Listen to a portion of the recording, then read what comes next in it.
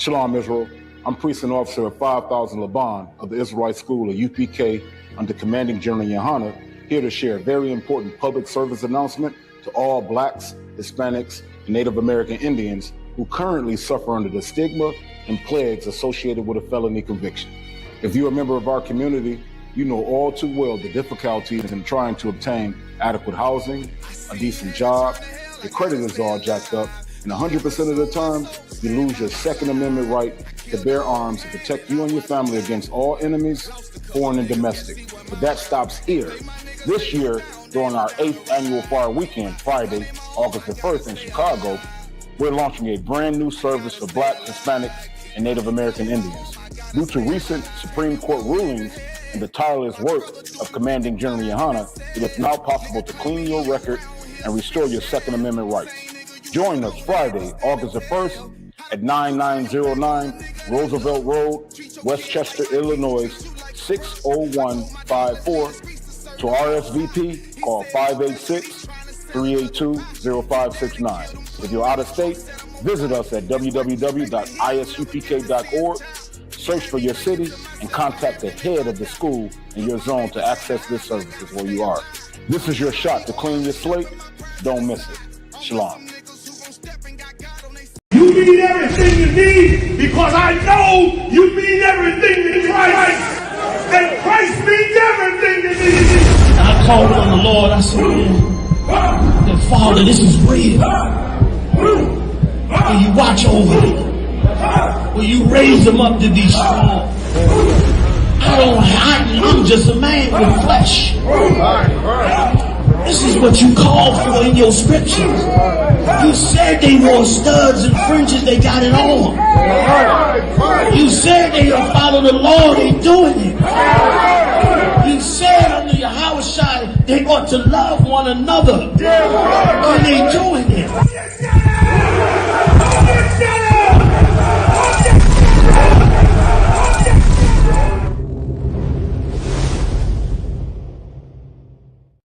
We're in front of the Israeli School, Universal Practical Knowledge, the Philadelphia Division, here at 3226 Cheltenham Avenue in Philadelphia. We're standing in front of the school right now, getting a description of the 12 tribe sign that's been painted by one of the brothers that was in the school: Judah, Benjamin, Levi, Simeon, Zebulun, Ephraim, Manasseh, Gad, Reuben, Naphtali, Asher, and Issachar. Those are the 12 tribes of Israel.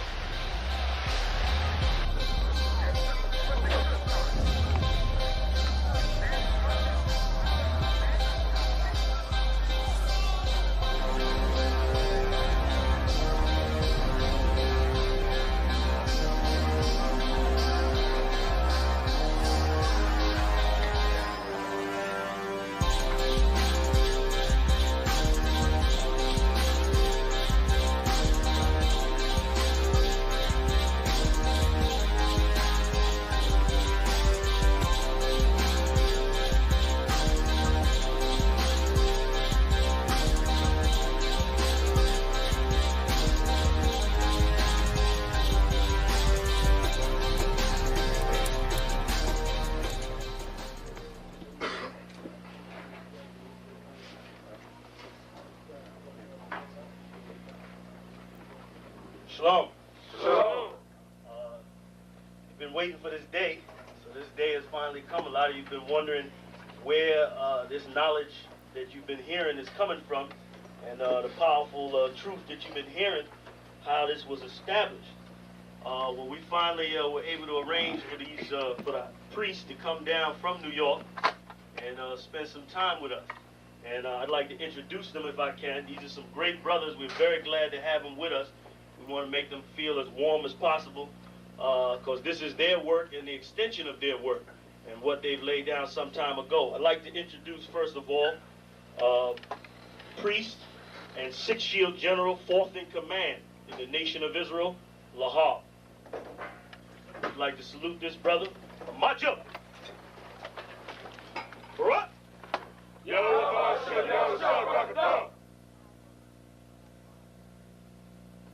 Yeshabim, which means sit.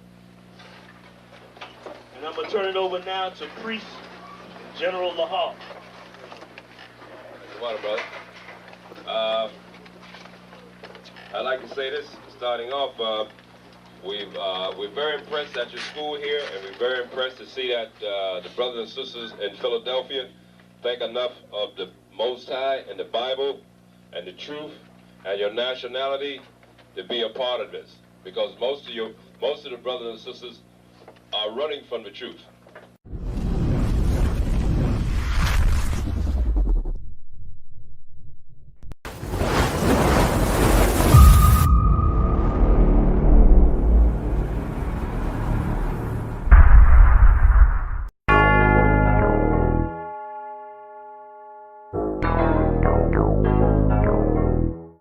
Ironic.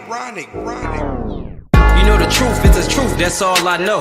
Cry loud and spare not, you gon' get exposed. A few real niggas left, you not one of those. Real soldiers, we was born to stand 10 toes. If he ain't one West, that nigga not one of mine. He got a purple 12, me, I got a black 9. The truth is the wife of my youth, chopper my concubine. Had to die to get my rib, that bitch forever mine. You know the game, a bishop gotta be blameless. But GMS teaching niggas to be rapists. They screaming we snitch. When Joel Morgan was killed by your brother, y'all ain't say shit. Real prophets only dwell in the UPK, PSA, we don't sign NDAs. Real prophets only dwell in the UPK, PSA, we don't sign NDAs. Hey, 100 deep, 100 shields on, that's 100 priests.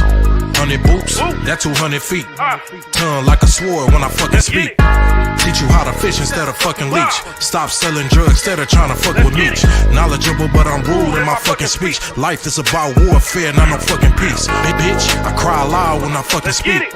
Make them wait a year before they fuck with me. Turn a street nigga to a fucking priest. Cross a priest, and I promise you forever sleep.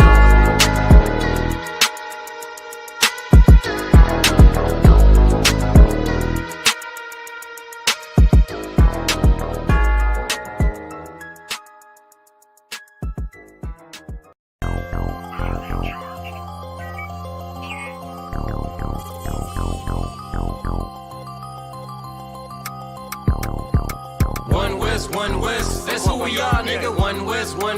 So who is y'all, nigga? One West. We want it all, nigga. That's who we are, nigga. So who is y'all, nigga? One West. That's who we are, nigga. One West. So who is y'all, niggas? One West. We want it all, nigga. That's who we are, nigga. So who is y'all, niggas? UPK soldiers got them killers with me. And I don't fuck with every spot cause it's too iffy. Real motherfucking prophet cause the Lord with me. But don't get that shit twisted, I got Drake's with me. Yeah, bitch, and that whole 50. Run up on me wrong, you gon' catch 60. Wait, you gon' catch 20. The other 30 for your homies, bitch, I got plenty. And I'll shoot this motherfucker till that clip empty. Taking orders from your bitch, you a fucking simpy. Shit, should be televised. The way I'm cutting niggas up, bitch, I'm a samurai. Niggas swear they in the truth, but telling hella lies. Stumping like you Greek, bitch, you Hellenized.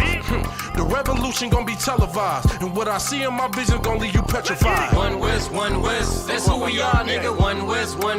So who is y'all, nigga? One West. We want it all, nigga. That's who we are, nigga. So who is y'all, nigga? One West. That's who we are, nigga. One West. So who is y'all, niggas? One West. We want it all, nigga. That's who we are, nigga. So who is y'all, niggas? UPK soldiers lead cowards in awe. So fuck a gas stop, I came with 6 pumps in my car. My niggas ready to swing, we like kids at the park. So touch a chair around this bitch and we breaking your jaw. They think we Christian, but we not. Nothing about us is soft. I don't know what you niggas on, but that shit get you off. We booted up. We came to take zones for real. Black 40 under my garment, I be dressed to kill. Fourth dimension sitting linger, I be fresh for real. Putting scripts on your corners, but these here ain't pills. We rock covers. You official if you know those drills. Bread and water, you official if you know those meals. Yeah, you niggas soldiers get rolled over. You got police in your pocket, I got a judge in my holster. Oppressors out to get us, so remain sober. Or be chained to them chains till there's nothing that remains of us. A cult leader like Christ, we got the same culture. I bang on them, tell my enemies the reign's over. I up the sig and keep pulling like a chain smoker. The game ain't changed, One West stayed the same on them. One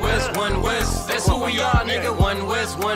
So who is y'all, nigga? One West. We want it all, nigga. That's who we are, nigga. So who is y'all, nigga? One West. That's who we are, nigga. One West. So who is y'all, niggas? One West. We want it all, nigga. nigga. That's who we are, nigga. So who is y'all, niggas?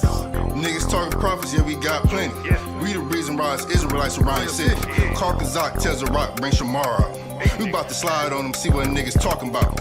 Young dog think he wise cause he a Kim head. That shit lame, they didn't survive, nigga, Kim is dead.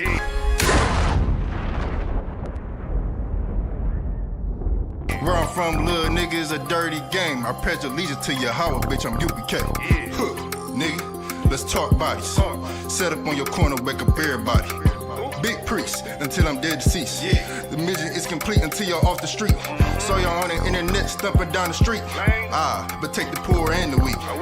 Touch your sister or brother, you gonna be sleep. But take the poor and the weak. One West, that's who we are, nigga. One West. So who is y'all, nigga? One West. We want it all, nigga. That's who we are, nigga. So who is y'all, nigga? One West. That's who we are, nigga. One West. So who is y'all, niggas? One West. We want it all, nigga. That's who we are, nigga. So who is y'all, nigga? Fucking with the brothers, then I'm giving out major pain. Clip full of ball heads, I'm shooting out Damon Wayne's. Driven ambition, I ain't never changing lanes. Wise as an old man, but I ain't slanging cane. This ain't a game, this shit way deeper than rap. You speaking the cap, but the shit y'all speaking is cap. I'm 5,000, but I still keep it a stack. I'm in the truth, not cause back then I was seeking the fact. Cry aloud for the niggas that's deep in the back. And the Lord with me, ain't no reason for keeping the strap. We peep the attacks, niggas say we ain't speaking the facts. Stealing breakdowns every time we teaching in class. Niggas snitching, y'all out here squeaking with rats. We be on the street corners teaching that Jesus is black. We on 125th Street, Harlem, nigga. You see where we at? One West, that's who we are, nigga. One West. So who is y'all, nigga? One West. We want it all, nigga. That's who we are, nigga. So who is y'all, nigga? One West. That's who we are, nigga. One West. So who is y'all, niggas? One West. We want it all, nigga. That's who we are, nigga. Test. Can you hear me, sir? God, I can hear you. Hey, Shalom, Yahweh Shabbat. Testing. Is my sound okay? Can you hear me? I can hear you, Tawab. Yeah. We good now, sir. Khan, I don't want Khan. We good now. No, sorry, Christ. Test. Did you get the PDF I sent you? Khan, yeah, I got that PDF here. Yep. So I want to work off of that, sir. If I may, Shalom, Yabashim Yashah Brakatah to the brothers. Shalom, Yah, how about Hashem Yahweh? Slaki. It's been a long day. Yahweh Shemar Alataba Hashem Yahweh to the sisters. Woo, we just got finished. Now, I can't even say we finished yet with the Midwest Fire Weekend, right? Hosted by Captain Mawakwa under Commanding General Yohana, right? If you're not in the ISUPK, you're not in the truth.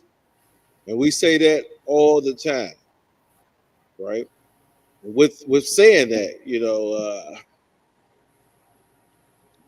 you have to know what the scripture says. The scripture tells us to gather ourselves together.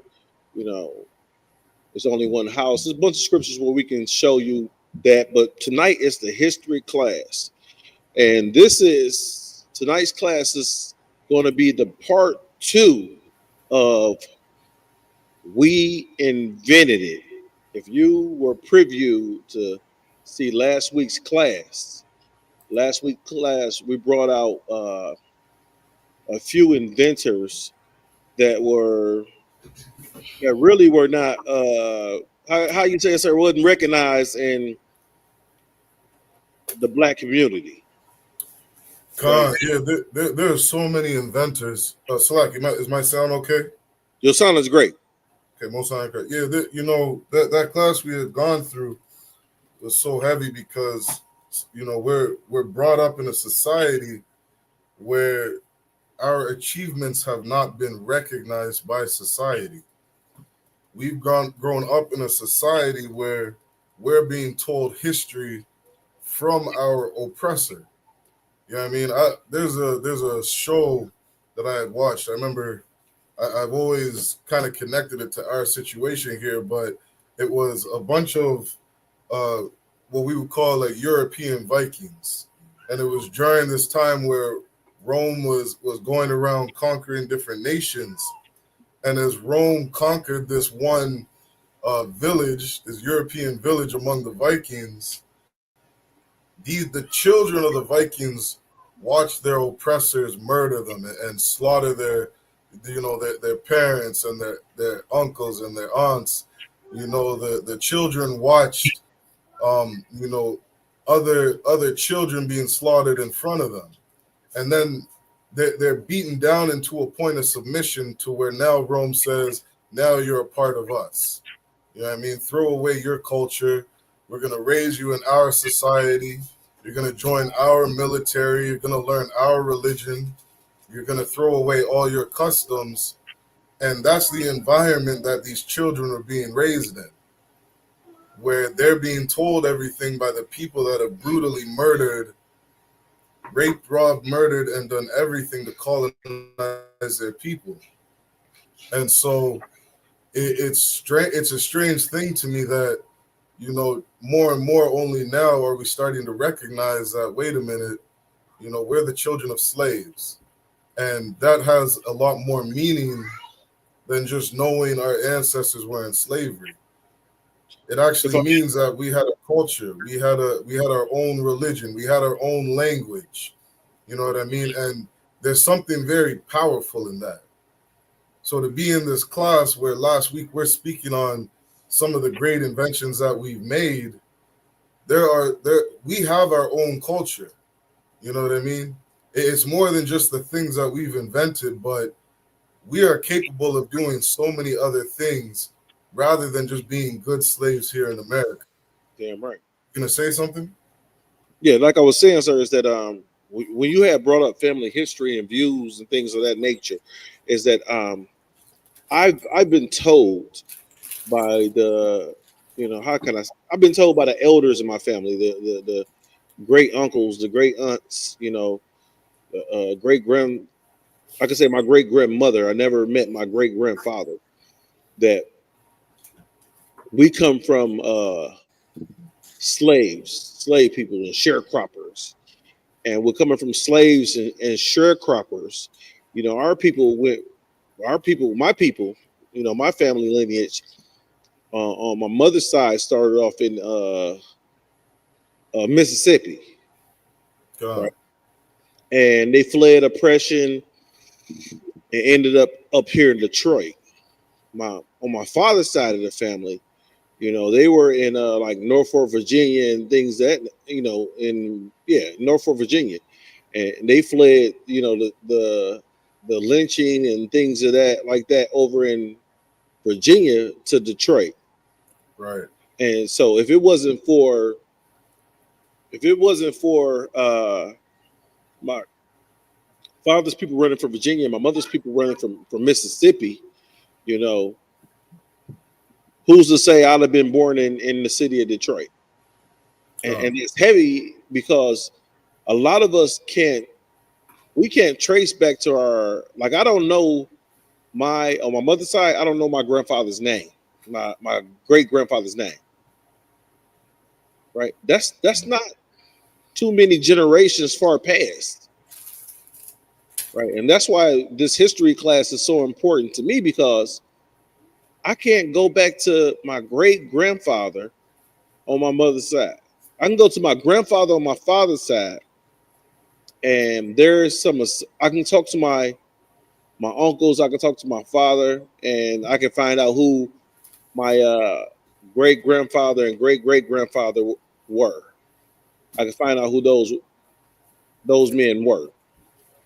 But on my mother's side, it's confusion.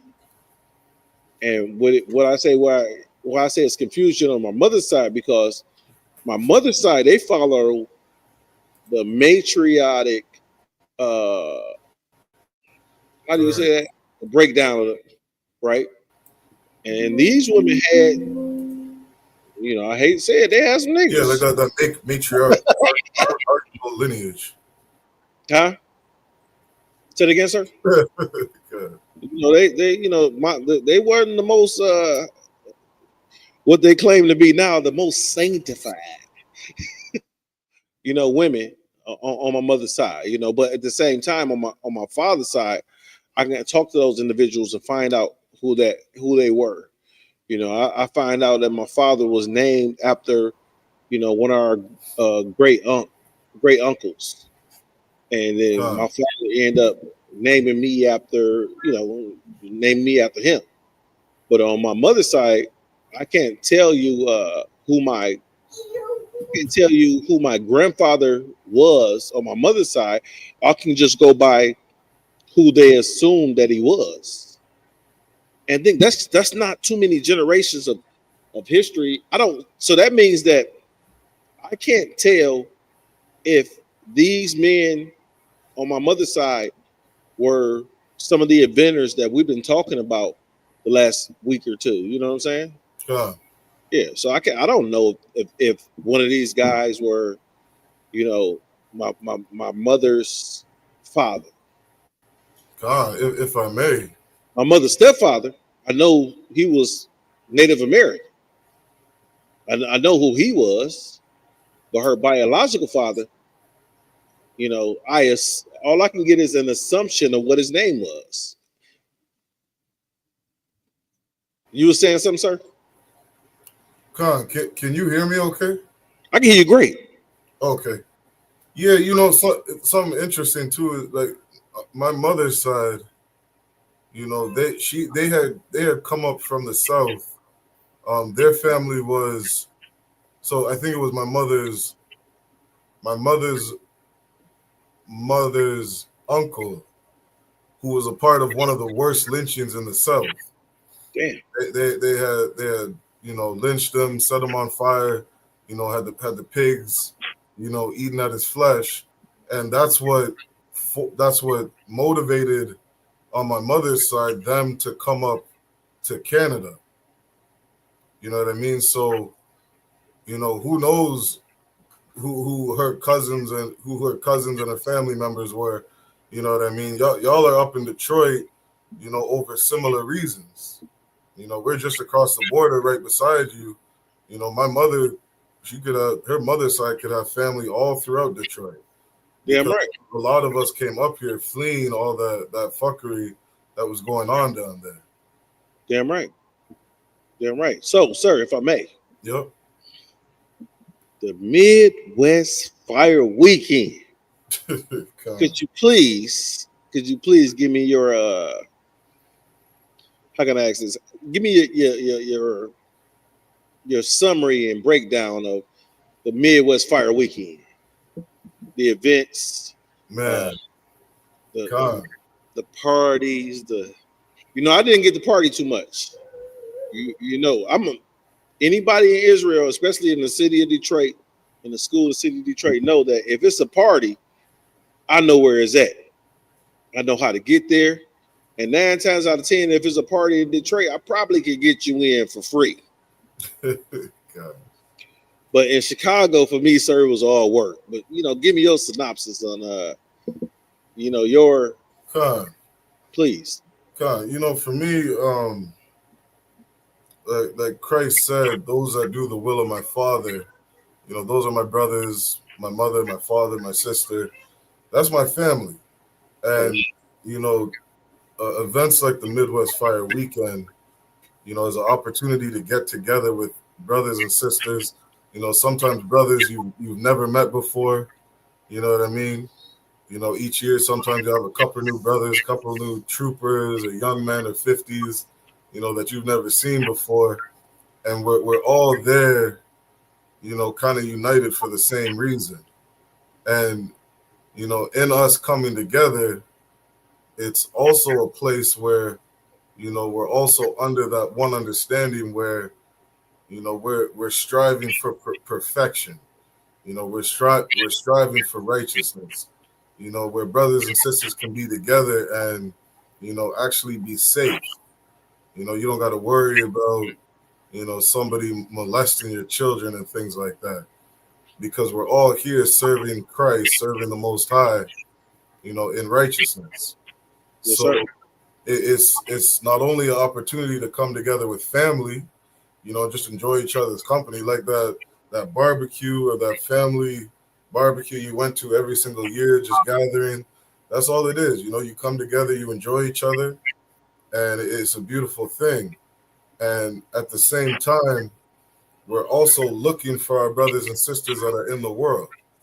You know, we're looking to build our family and make it bigger, you know, so these events can just become, you know, even more glorious. So, you know, we're out there doing the work, trying to get, you know, this truth out to our brothers and sisters, you know, so that we can just continually come together and just, you know, enjoy each other's company. If I may, sir. And some very powerful things happening. Like, yeah, I worked a whole lot. You know, I got brand new shoes that I worked the bottom off of in Fire Weekend this week. So the ribs, she say, you know, one of the ribs, she say, your shoes is messed up. You just got them shoes. It's like, yeah, I just got some shoes. She said, Good. Yeah. I said, you know, when I get some money, I'm gonna go get some more. She said, I'm ordering you some right now.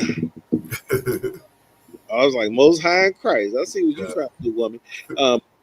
But you know, the brotherhood that I seen over the weekend, and I tell everybody this is that we rode down there. Was it Wednesday morning? Yeah. Well, I rode down there with Officer LeBon, right? You know, Officer LeBon, he's so heavy with this troop. Officer LeBon is one. You heard my story about why I came into the truth. You know, Officer LeBon is he's one of the centerpieces of why I came into this truth, right? And once you know that connection was solidified, even though I had been knowing him almost 20 years before I came into the truth, right? When we talked, hang out, did everything, you know, I still had to go through what I went through in order to say, you know what, this is the home of the truth. Because I tell people all the time, like I was a Christian pastor, and with being a Christian pastor, you know, I know how to get that money out of people. I know how to get that money out of them. You get one scripture. Man, I'm gonna tell you the format of Christian pastors, and those individuals that are not in the UPK that are listening to this, I'm gonna allow you guys to correct me if I'm wrong. What they do is you get one scripture, you hang on that one scripture, right? The pastor, you know, do some hooping and some hollering over that one scripture, right? And then after he do some hooping and holler over that one scripture, what he does is, you know, the choir get to playing.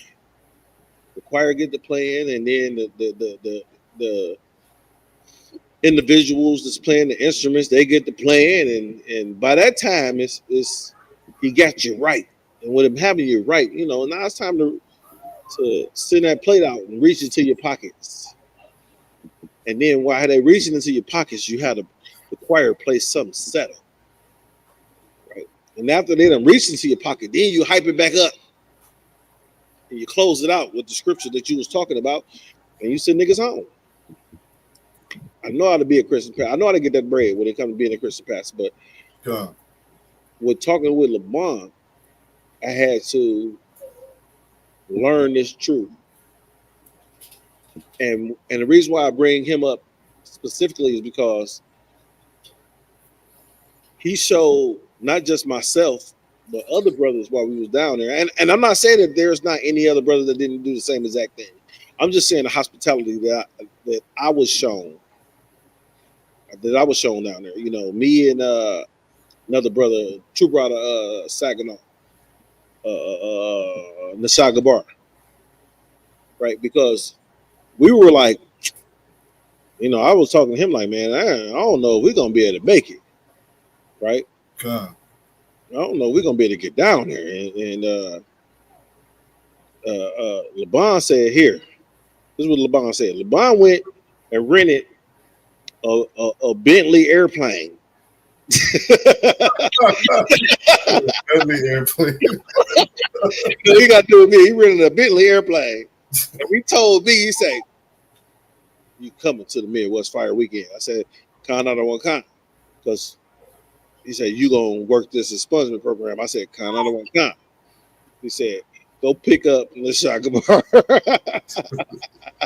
So he gave me the keys to the Bentley airplane. Right. And we playing around Israel. It wasn't an airplane for real. It was just a very expensive vehicle. And he said, go pick up Nishaga Bar.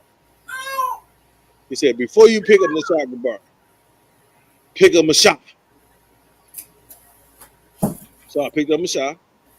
Me and Mashah came and picked up Nishaga Bar and went back and met up with Adawan LeBron. And he was like, let's go.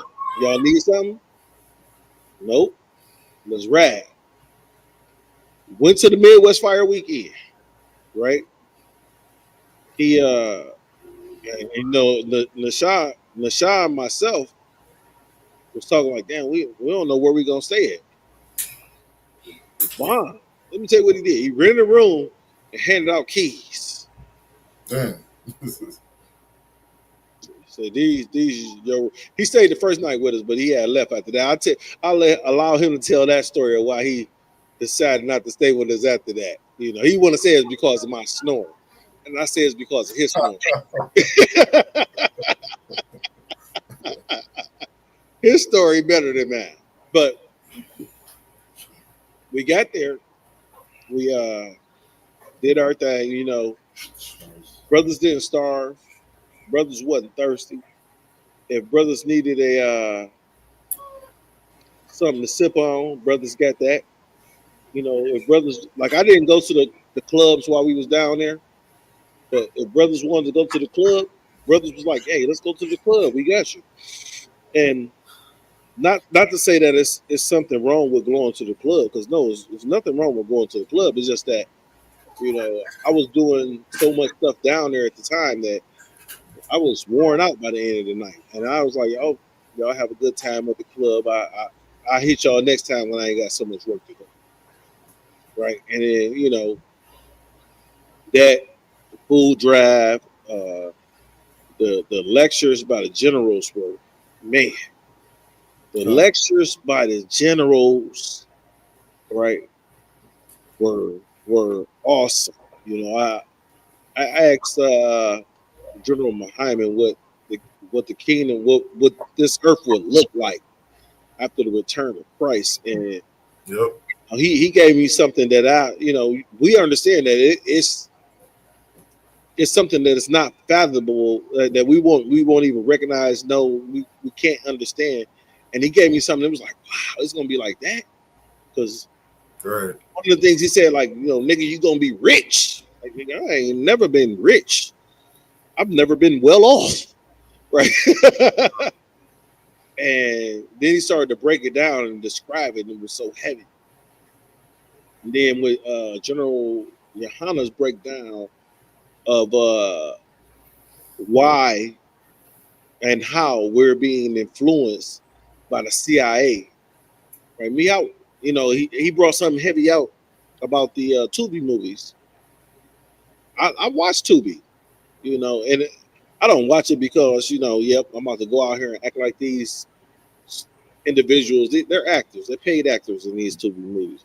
But at the same time, it's entertaining to me.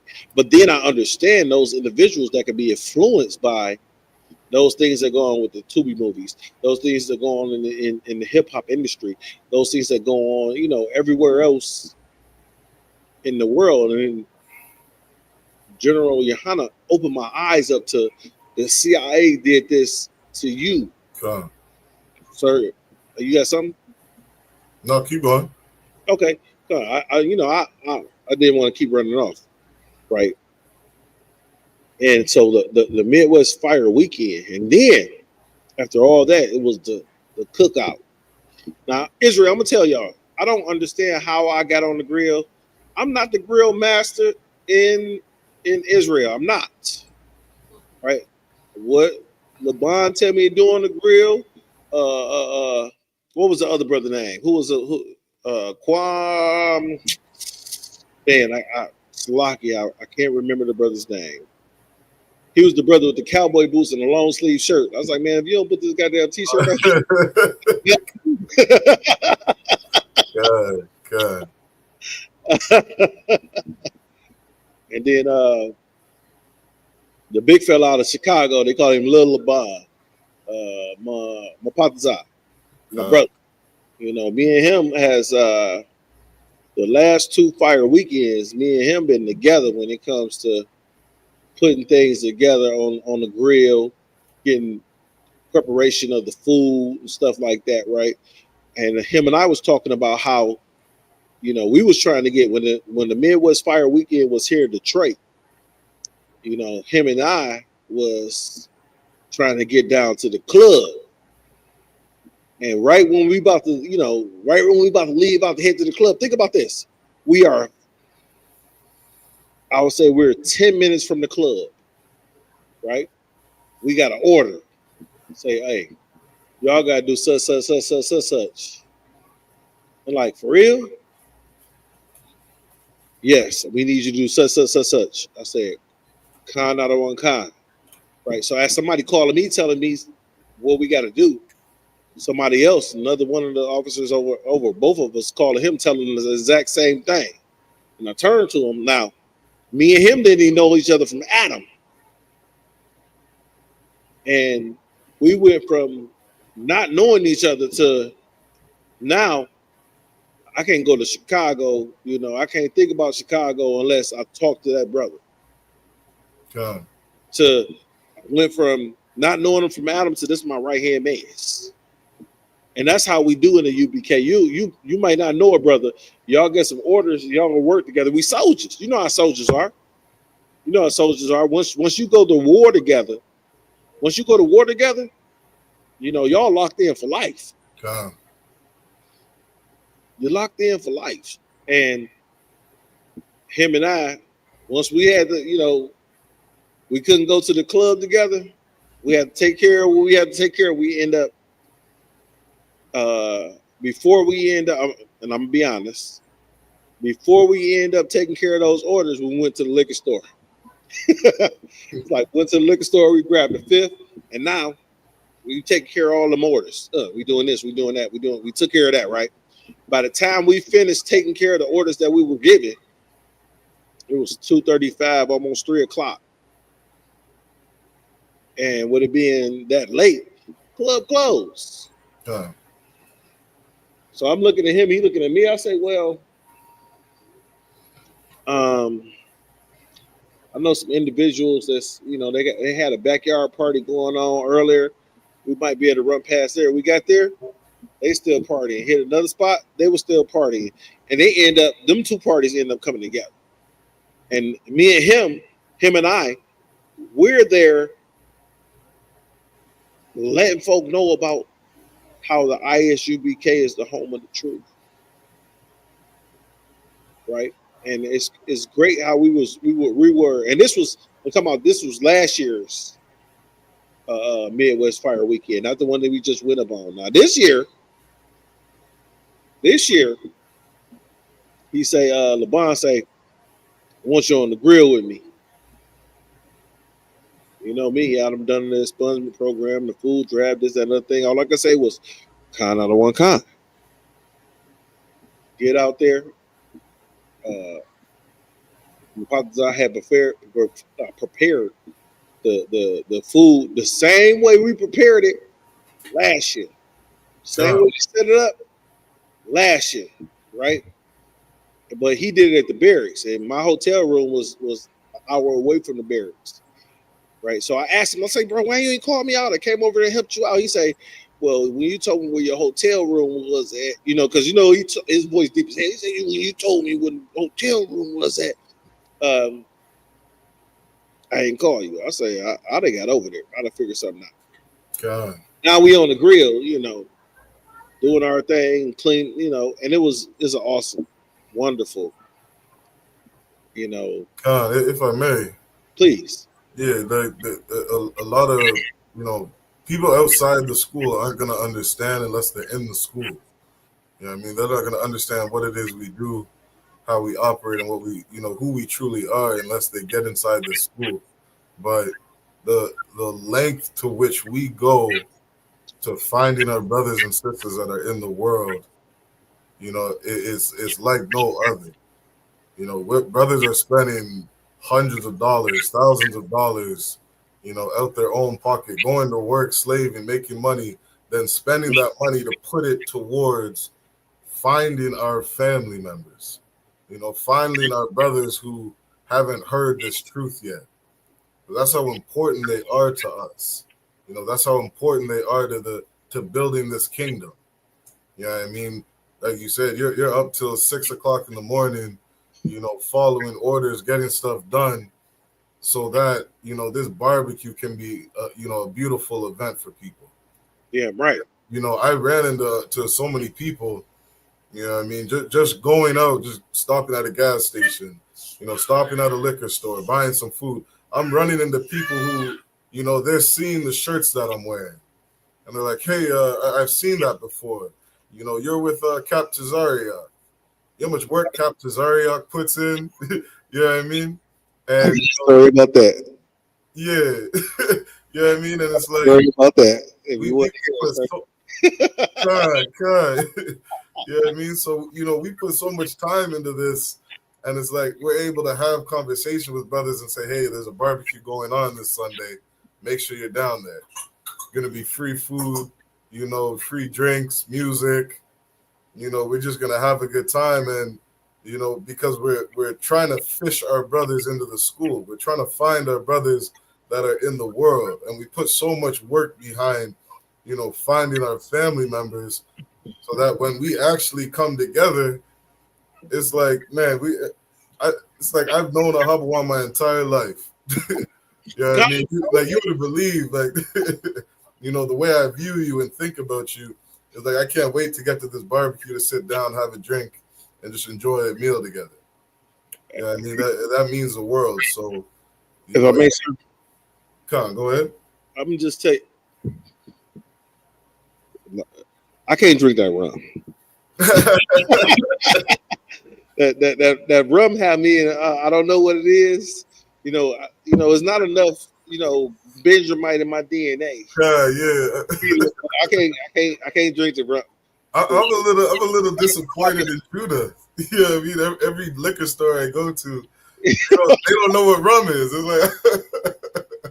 like my Bayesian rum, you know what I mean? My Jamaican rum. They don't got none of that. So like we if I may, sir, Baba Kasha, if you could look at some of the comments, unless I'll have to walk over to the computer and see the comments. But if you can read them, please, now I'll go over to the computer and read them from the computer. No sweat. Let me write it down real quick. Shout out to Carolyn Radsville, Kwamada, Balakam, Shield of Truth, Magun, Shalamoth, brothers and sisters checking in. Yah Bashim Shabakathum, Yahweh Shamar, Alathah Bashim Yahweh. And if I may, like, share, subscribe to the class. 2, if you got any questions, please ask your questions. Now, we talked about a few things, sir. The one thing you didn't talk about, I don't know if you was there, but we had some individuals that were from a unrecognizable, I'll put it as that, Israelite camp. All right, a fake group. I said it. So they came down there, and the first question they asked was, how can y'all say ISUBK is the home of the truth? So I started breaking it down to them. And then as I'm breaking it down to him, a brother over me came and he started to break it down even deeper. And then now it was about 6 of them together. And this was when we had the class. This had to be Friday night. Yeah, this was Friday. This was Saturday night. This was Saturday night. This was after the food drive. This was Saturday night. Remember we was playing the card games and all that kind of stuff? He was playing cards. So this was Saturday night. And then the most General Sharma, he started to break down why the UPK is the home of the truth to these individuals, right? Now, to their leader, right? He was the head of their group, and this brother was, I don't know what happened to him, but he's in a wheelchair now, and the general cut this young man to, oh my God, cut him to piss. And when he cut him to piss, I was like, these niggas ain't coming back no more. When he come to piss, I was like, they ain't come back no more. Their whole camp was silent. Now, before that happened, and I gotta tell you about the brotherhood of Laban. One of their brothers, what you call it? One of their members. He came in and he had on a gray t-shirt with red fringes on the bottom. Right, Laban see him, he say, let me buy you a real shirt. And he refused to allow Laban to buy him a shirt because Laban would have got him a UPK shirt. Now I done seen Laban, he done already bought 4-5 shirts. He done bought a couple of brothers' shirts there. Right, that night. So the brother that had the red fringes on the bottom of his t-shirt, LeBron say, let me buy you a real shirt. That's Tawanda. That's my real about of Columbus. You see how she's checking in. Look at her. That's a good real right there. So he said, and the brother refused. LeBron refused to allow LeBron to buy him a t-shirt. And when he refused to allow LeBron to buy him a t-shirt, at that same time, I'm talking about 5 minutes later, if maybe 2, the general was cutting their leader to shreds. Now, usually when individuals get cut to shreds by the ISUPK, they don't come around no more. Now, I was already whooping their ass on the spades game. They want to play spades, you get your ass whooped. You want to play bid wish, you get your ass whooped. We wasn't showing them no mercy. Right? The general was cutting it to shreds. They showed up at the barbecue, sir, at the cookout the next day. And as soon as they came in, I heard one of the brothers say, these folk looking for the truth. And we have to understand that these are still our brothers and sisters. And even though we may cut their doctrine, we're not trying to annihilate them. We're trying to annihilate their doctrine. Let them know this doctrine that you have is nothing. It's meaningless. It's toilet paper. Let us show you the truth. And when they showed up and came to the cookout, it was amazing to me because I didn't expect those individuals. Usually, when the general embarrassed them, and usually when somebody embarrasses you, you don't show up. And he came back the next day, and that was commemorable for that brother because it seemed like, hey, yeah, you cut me.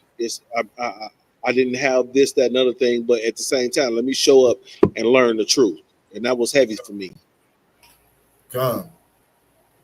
If I may, could you grab a verse for me? Could you grab Jeremiah 6 and verse 6? I was gonna mess with you. Like I can grab a verse, but Yeah, and because I got some information that I want to get into, and I think that's a good topic to kind of segue into this information, because in all these inventions that we've been speaking on these last two classes, there's so many things in the past that have been such a pillar, you know, to society today. And, you know, the general breaking down to those brothers, you know, the importance of that foundation that we've been given is something that, you know, truly is going to propel us as a nation of people. There's so many things historically that Blacks, Hispanics, and Indigenous have provided to society, you know, that helps us succeed as a nation of people. If you could read that verse. You said Jeremiah chapter 6 and verse 6? Yeah. This is the book of Jeremiah chapter 6 and verse 6. For thus has the Lord of hosts said, hew down trees and cast a mount against Jerusalem. Salakia, jump down to verse 16. Salakia, you broke up, sir. Say it again. Salakia, jump down to verse 16. 16, Kana Makan.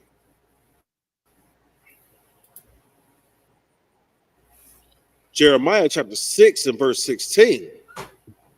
Thus says the Lord, stand ye in the way and see and ask for the old path. Where is the good way? God, and it says ask for the old paths. Kana Makan. Oh, so like I think my computer's a little slow. Go ahead and read that verse one more time from the beginning. Jeremiah chapter 6 and verse 16. Thus says the Lord, stand ye in the way and see and ask for the old path. Where is the good way? And walk wherein, Slakia, and walk therein. And ye shall find rest for your soul. But they said, where, Slakia, we will not walk therein. Verse 17. Also, I said, watchmen over you. So that was it. Just verse 16. Because, you know, there's going to be a people that rebel, and there's going to be a people that look for the old ways. You know what I mean? There's going to be a people who are going to look back to history and say, this is how we succeeded. You know, this is how we had success. There's brothers and sisters who are going to find the ISUPK and say, you know, who's that original school teaching that Blacks, Hispanics, and Indigenous are the children of God? You know what I mean?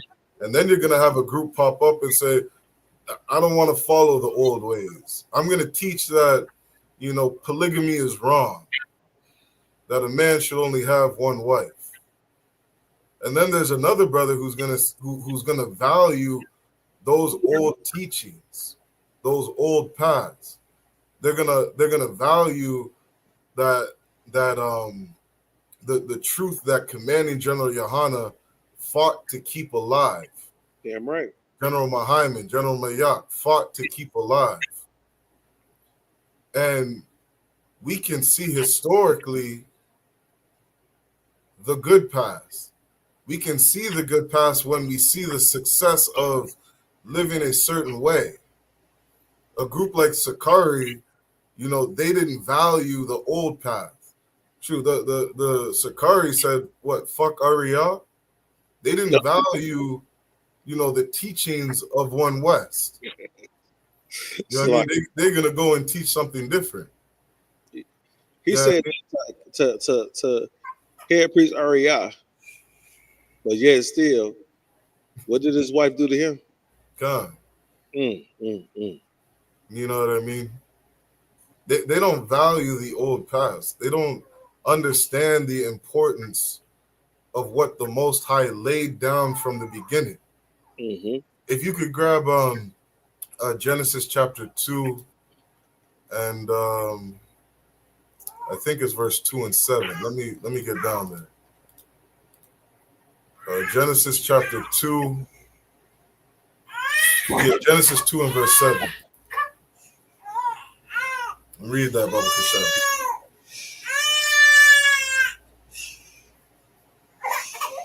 You know what I mean? These old ways are so valuable to the children of Israel. Damn right. This is Genesis chapter 2 and verse 7. And the Lord of God, Salakia, and the Lord God formed man of the dust of the ground and breathed into his nostrils the breath of life. Mm-hmm. And man became a living soul. God, so the Most High in Genesis chapter 1, we read where he creates all of earth.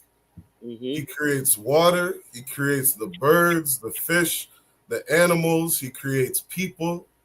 He creates everything that is on this earth in 6 days, and then he was finished. He was done. And then after his completion and after he's done resting, he finds a man, he finds a nation of people where he breathes the breath of life into this man. And that breath of life is the laws, statutes, and commandments of God. That's right. This was all done, from the beginning, thousands of years ago.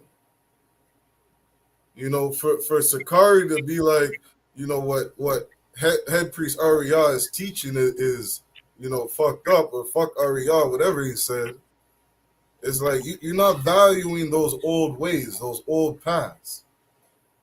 You guys are going on teaching something different. The angel told Paul, if any man teaches another doctrine, let him be accursed. Damn right. There's a reason for that.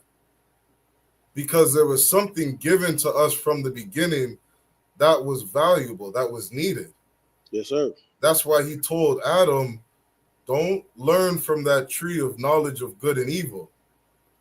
You know what I mean? Don't learn what it's like to do cocaine.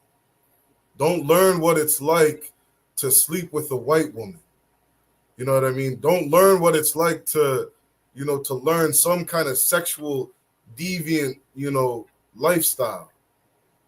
That's why he said, don't lay down with, nations of other people. Because they're going to turn you away from these laws, statutes, and commandments. They're going to turn you away from our culture, which is the most valuable thing on this earth. You know what I mean? General Shah Omar breaking down to those brothers, cutting them to piss, on their doctrine. They don't understand the value and importance of these old ways. Yeah, right. And, as we've been teaching, or as we've been speaking on, all these different inventions that Blacks, Hispanics, and Indigenous, have come up with, we're showing brothers and sisters how valuable our culture is, how valuable we are as a people. And I got an article we're gonna read through that's gonna break down, so many valuable things to a nation succeeding, to a society succeeding. Yeah, you know what I mean? They're gonna go ahead. No, I was just letting you know, sir, that the articles I got I got a couple articles as far as some of the inventors, and the reason why I bring these out, and let me know when you're ready for me to bring them out.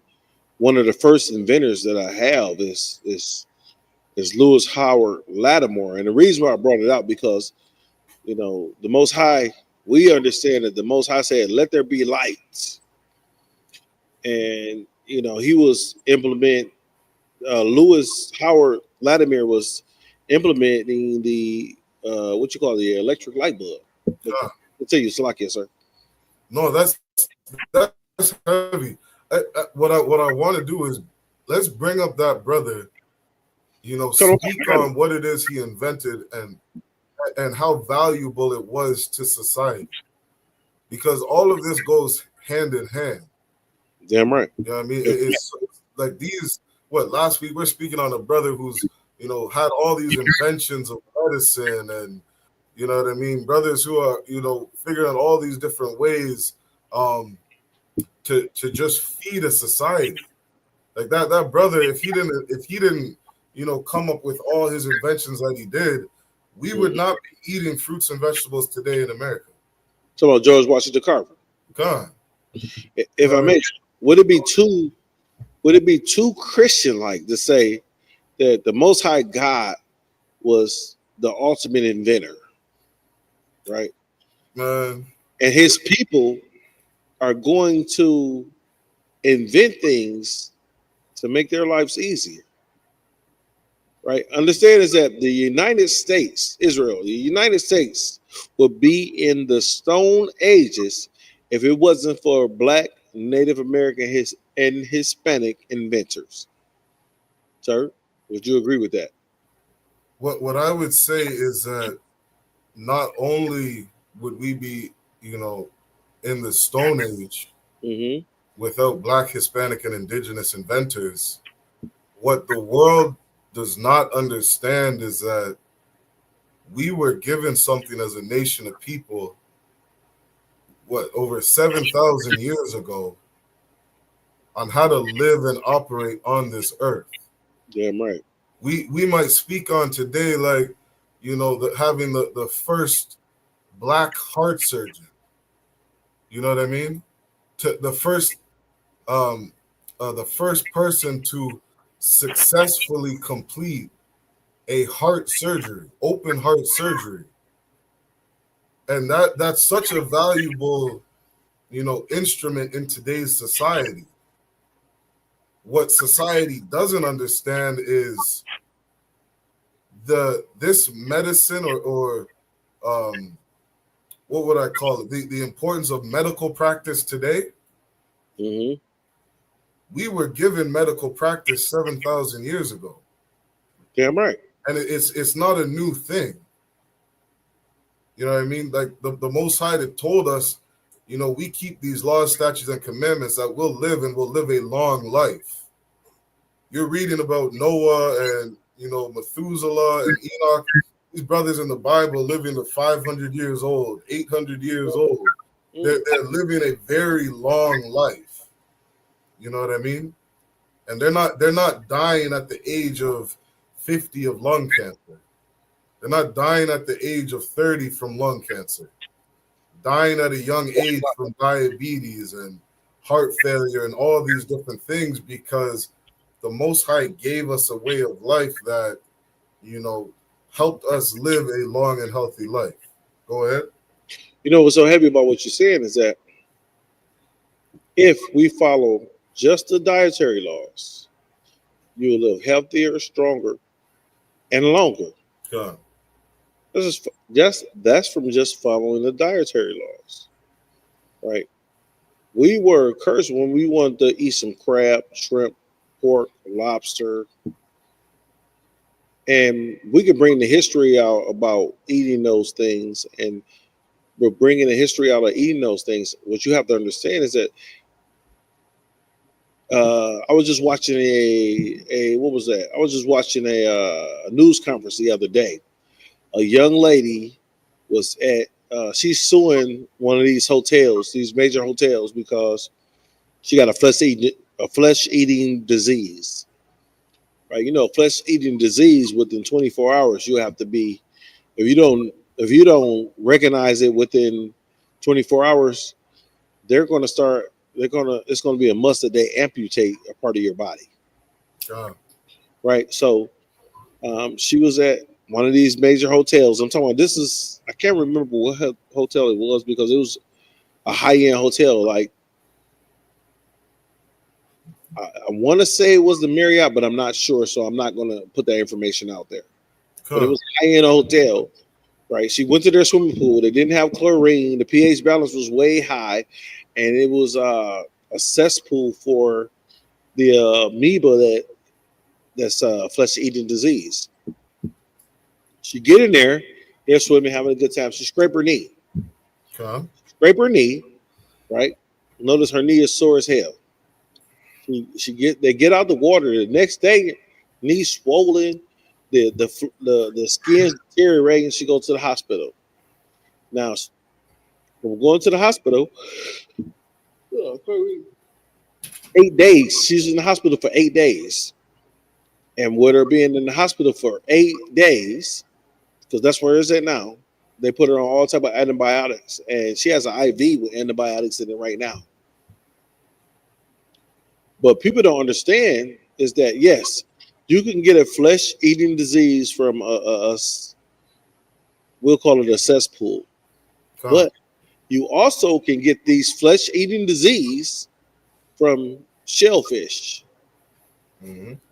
You can get it from oysters and lobsters and clams. You can get flesh-eating diseases from those things. And we're getting flesh-eating diseases from the oysters and the clams. So think about it. They take raw clam, and the oppressor think that raw clam is an aphrodisiac. They think he's gonna make them bigger and stronger. You know, he gonna gorilla on his woman. That's why he eats that. Our power told us not to.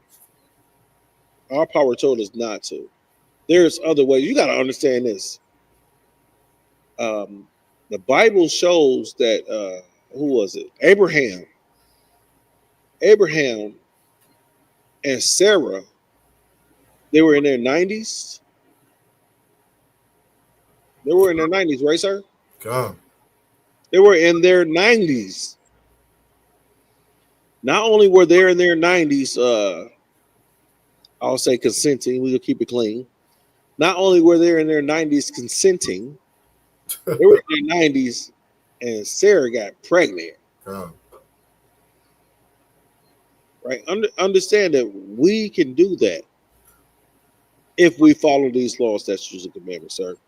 But if I may, we brought out that the Lord said, "Let there be light." Let there be light. So I would like to bring out Lewis Howard Lattimore, if I may.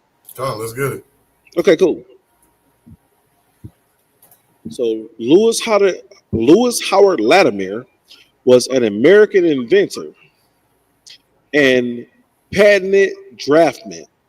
His inventions included an evaporative air conditioning and improved process for manufacturing carbon filaments for electric light bulbs.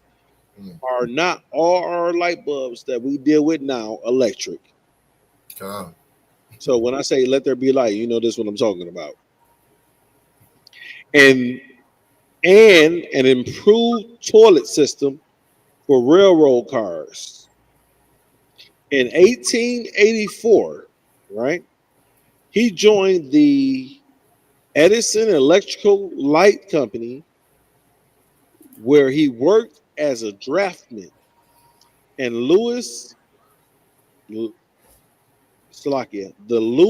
H. Latimer House, his landmark former residence, is located near the Latimer Projects at 34 through 41, 137th Street in Flushing, Queens, New York City. Right? This brother invented the carbonate filament that goes into the light bulb, sir. That's that little. If I'm, that's that little line that run from prong to prong. Yep. Okay. The little line that run from prong to prong, if I may. And certain light bulbs, there's two of them. These LED lights, you know, they're a thicker one and it's more efficient, right? So in America, if you want to kick black people out, America, kick them out. We're taking the light bulb with us. Can't use it now. If I may, sir, I can go on a little bit farther if you want me to. Keep speaking on. I want you to finish on this, brother. Cool. And then I'm gonna jump in after that. Now, understand is that we got the Lewis Howard College of Business that closed a few years ago. That was right here in Detroit on Meyer and 6 Mile. Right. I don't know if you're familiar with that. Blah. But it says Lewis Howard Lattimore was born in Chelsea, Massachusetts. Lewis was the youngest of 4 children of Rebecca Latimer and George Latimer. Before Lewis was born, his mother and father escaped from slavery in Virginia and fled to Chelsea on October 4th, 1842. Right? And the heavy part about that, sir, think about this. This was a son born to slaves. So if it wasn't for a son born to slaves, you wouldn't have a goddamn light bulb.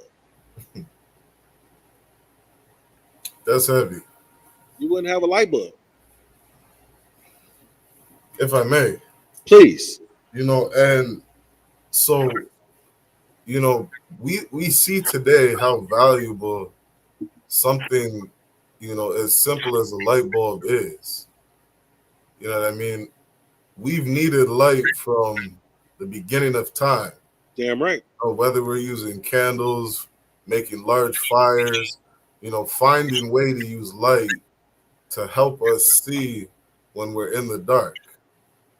You know, a brother is looking at this, you know, simple concept saying, you know, how can I improve on this way of life? You know, I can't picture a society operating without a light bulb today.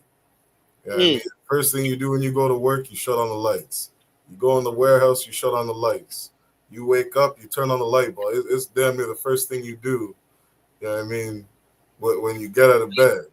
Shit, me, first thing I do, I get out of bed, I pick up my phone, you know, open that screen up, see what missed calls I got, this and that, and I got the LED light on the phone. You know what I mean? So I can see what the hell is going on. You know what I mean? You know, I'm slightly older than you.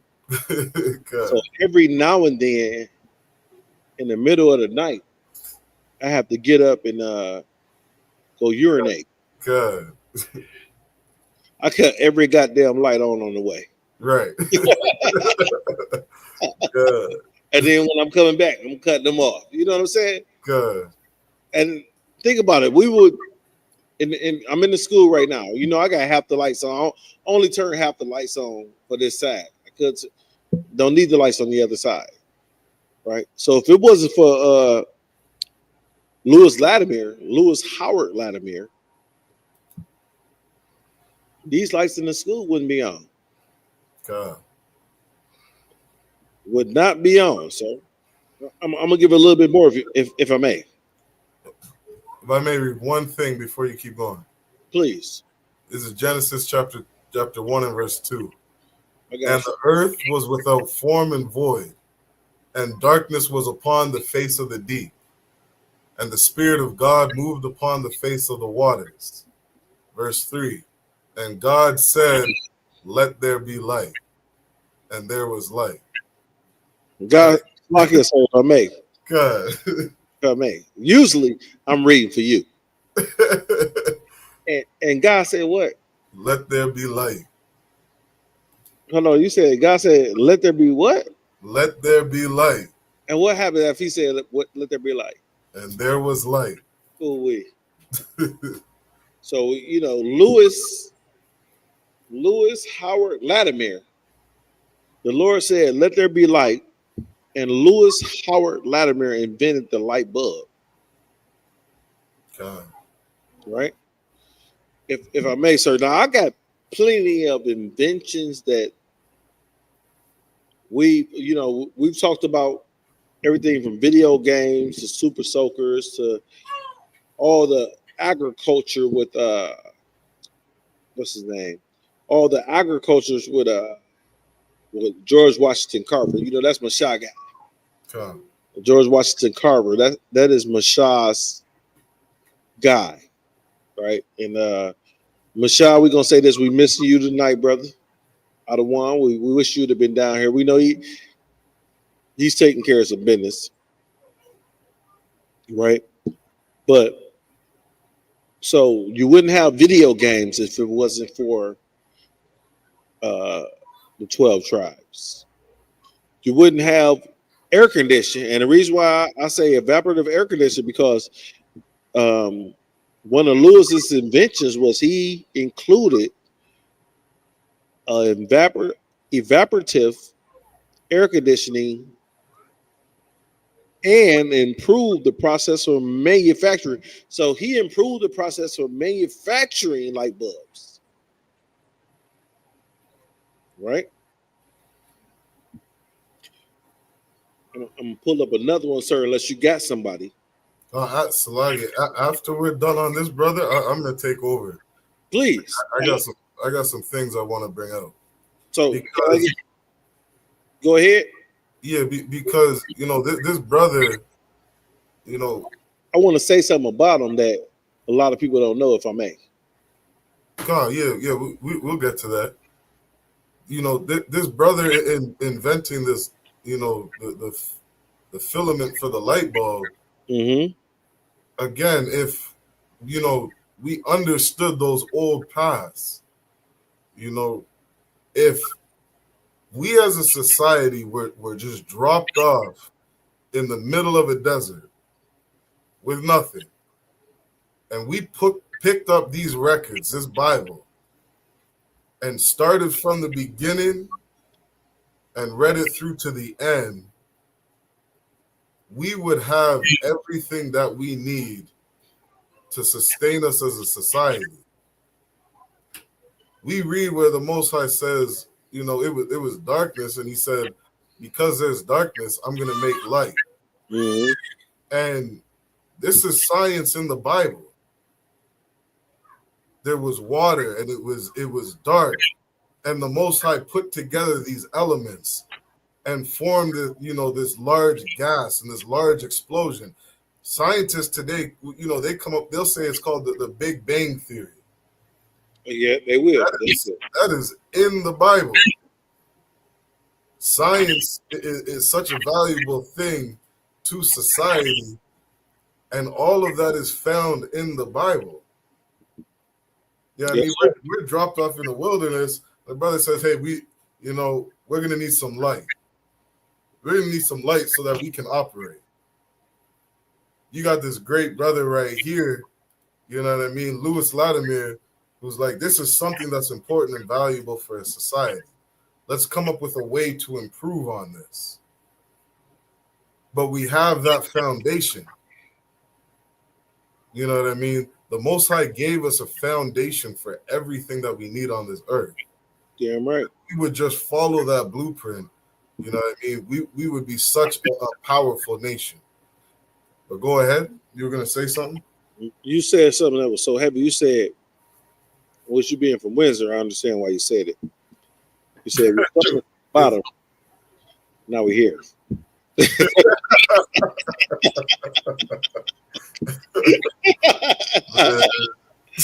But just to finish, it says Louis Howard Latimer was born in Chelsea, Massachusetts. Mm-hmm. Louis was the youngest of 4 children, Rebecca Latimer and George Latimer. Before Louis was born, his mother and his father escaped from slavery in Virginia and fled to Chelsea on October 4th, 1842. The day they arrived in Boston, George was recognized by a colleague of the former slave owner and was arrested a few days later. On October 20th, 1842, George Trial received great notoriety. He was represented. That one died. It says George received a trial with great notoriety. It says he was represented by Frederick Douglass and William Lloyd Garrison. You know who Frederick Douglass was? The great what they call that, abolitionist. The great abolitionist. You say Frederick Douglass? Frederick Douglass. Oh, Con. Yeah. So, and William Lloyd Garrison.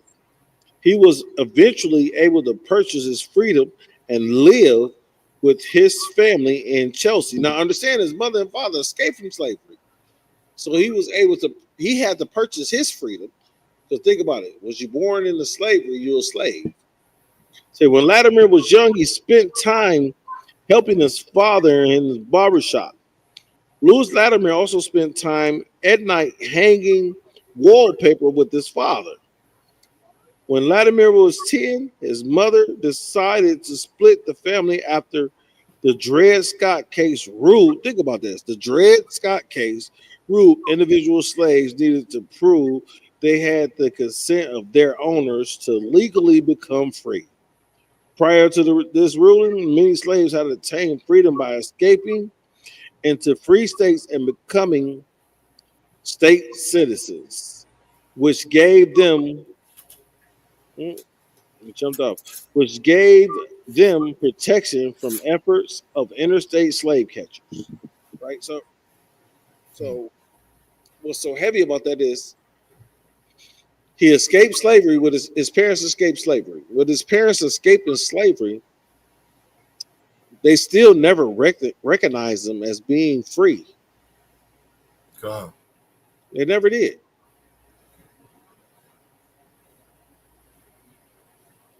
You said you had something else, sir? You know, I don't know if I'm thinking for time's sake to bring out this article next class, and let's keep on some of these inventors. Go on. Yeah. Right now, if you want to bring out someone else, because like I said, I got a plethora of them of whoever you wanna bring out. You know, we could bring out Sarah Bone.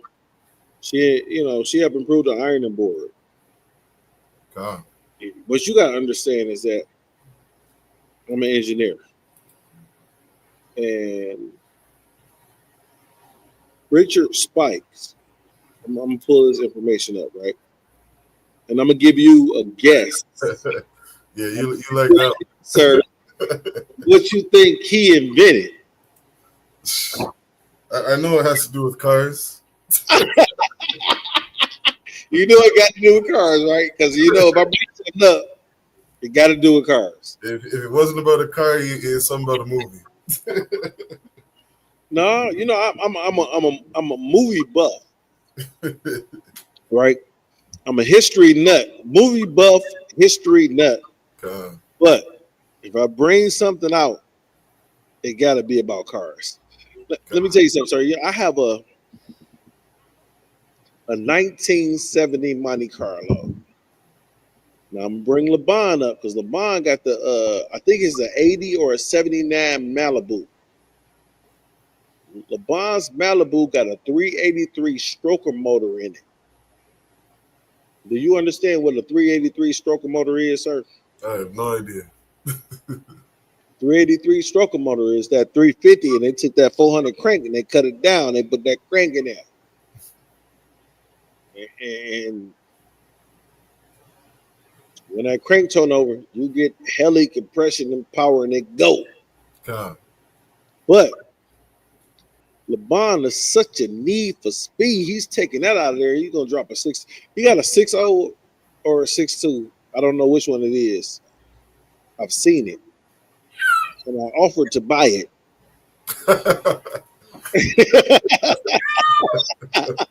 But the plan is to put that in there, right? I just got a text from one of the brothers, Hadawab. Hadawab is the brother that helped LeBron. It's all history. Hadawab, he used to be in the field, right? So we still run into him when we fishing and hanging out, right? We still, I still talk to the brother, and he helped LeBron put the 383 in there in his Malibu. LeBron puts the 383 in the Malibu, come pick me up. We tested it out. The nigga never told me his seatbelts don't work. You understand what I'm saying? He never told me God. his seatbelts don't work. I'm a stickler for seatbelts, right? You know why? They keep you locked in the car. But, and the reason why we bring this up because Richard Bowie Spike, born October 2nd, 1878, right? Death date, January 22nd, 1983, right? So the brother lived, was it 68, 88, 88, ooh, almost 90 years, if I may, sir. Say, Richard Boyd Spikes was they say African American, but Israel, we know we ain't African American. He was a Judite inventor who held several United States patents. Think about this. He had several United States patents during the time of Jim Crow, at the end of slavery and during the time of Jim Crow. So the brother had to know what the hell he was talking about because of the time that he had these patents and his invention. So he's credited with developing and improving the invention, such as a beer tap. Hold on, wait, sir, if I may. Does the oppressor use a beer tap today? God. He loved that beer tap, right? God. He couldn't have a beer tap if it wasn't for the 12 tribes. Got something else for you. A modification of an automatic gear shift mechanism for motor vehicles and safety braking for trucks and buses. How many individuals out there want their car to stop? So like, say that one more time. I said, how many individuals out in this, in this society would like for their car to stop? You hit the gas, you want to, right? Need that brake. When you going through that transmission, think about it. He created something, a mechanism for the automatic gear shift, right? And this question goes to, if you don't, do me a favor, put a 1 in the chat if you got an automatic gear shift in your car. Just put a 1. Put a 1W in the chat if you got an automatic gear shift in your car. So you brothers that's out here with the Vipers and the Mustangs with the stick shift, I don't expect y'all to put a 1 in the chat. Nah. Put a 1 where's hey Salakia, sir, Baba Kashaf, I may. My lord. God. Anybody that put a 1 in the chat, do you mind mentioning them? Because I want to ask them a question. I just want to know, put the 1 in the chat and what type of vehicle you got, right? And the reason why I say put the 1 in the chat and the type of vehicle that you have is because you wouldn't have that automatic transmission that operate the way that it does if it wasn't for a Judite, Richard Bowie Spikes. Who we got here?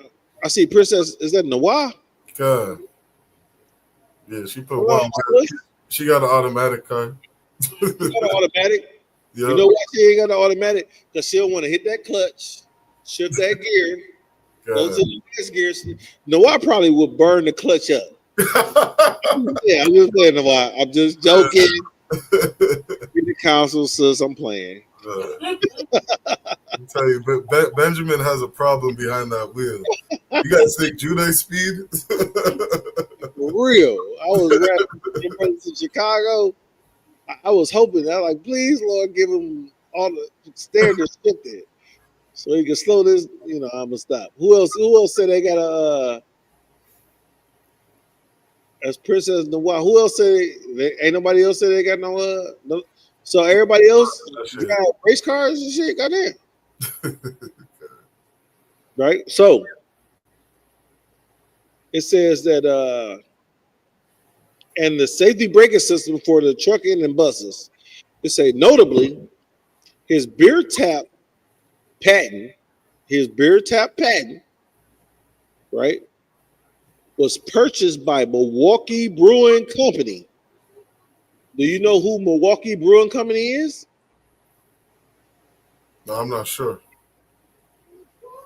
You ever drink a brew called Milwaukee Best?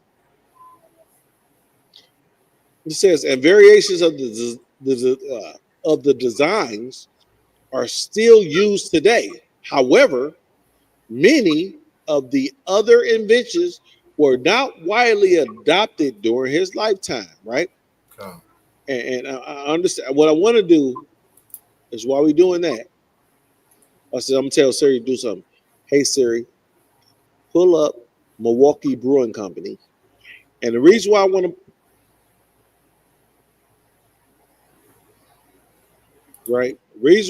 pull up Milwaukee Brewing Company, right? Salakia. Hey Siri, what products does Milwaukee Brewing Company produce?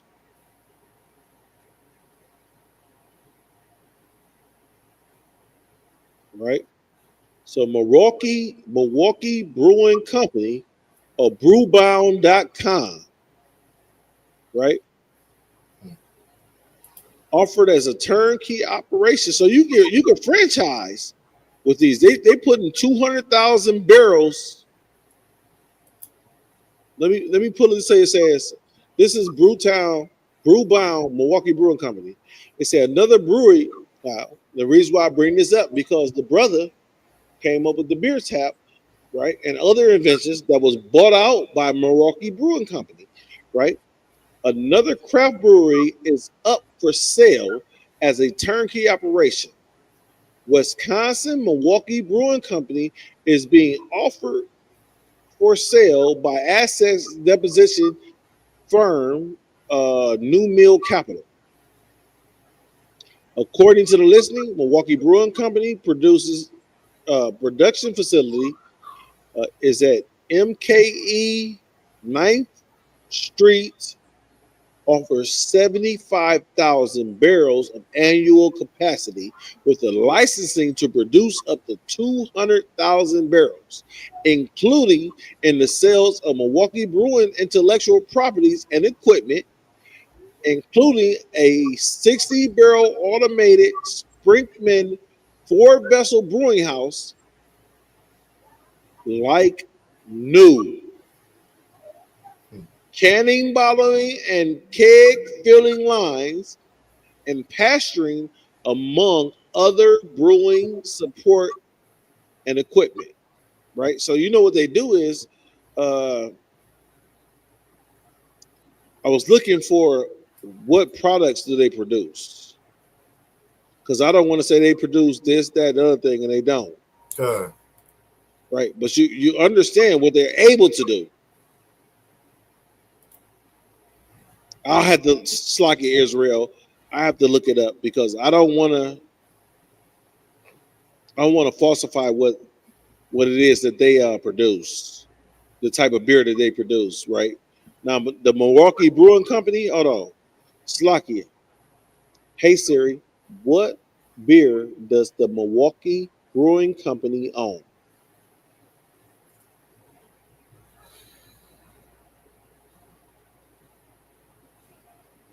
So Milwaukee Brewing Company owns, like I said, Milwaukee Best, Milwaukee Light. If I may, sir, I'm getting a call from one of the brothers above me. Can you handle it? Can you hold this down for me for a minute? No sweat. It's interesting, again, some of the things that I shouldn't say some of, but so many of the things that we've invented as a people. This brother is out here. This brother's out here, making brake shifts for a vehicle, from brake shifts to beer taps. You know what I mean? Brothers out here with the first heart surgeons. You got brothers inventing the ironing board. You know, sisters coming up with ways to get to the moon. You know, all these different these range of inventions that we have. You know what I mean? You know, I'm first hearing about this brother, and I'm thinking, you know, he's just in the automotive industry. You know, he's just coming up with inventions for this, and then it's like, bam. He also, by the way, he also invented the beer tap. You know what I mean? That beer you're getting at that bar, you know, this brother is accredited, you know, for coming up with these things. And so that's to, you know, just to add on to the mind that we have as a people. It really speaks true when it says that blacks, Hispanics, and indigenous are above all people on the face of the earth. You know, we're damn near capable of doing whatever it is we want on this earth. You know what I mean? So that's a very some powerful information. I never would have known this, and so I'll keep reading a little bit on this brother. It says, if I may, sir. Khan, go ahead. Now, I just want to put this information out there because, and the only reason why I want to put this information out there right now is because I seen a bunch of brothers drinking some of that old English 800. God damn. Now, what I have here is Old English 800 is a brand of American malt liquor brewed by Miller Brewing Company. Oh, check that out. Hey, you know I got to put you on front, right?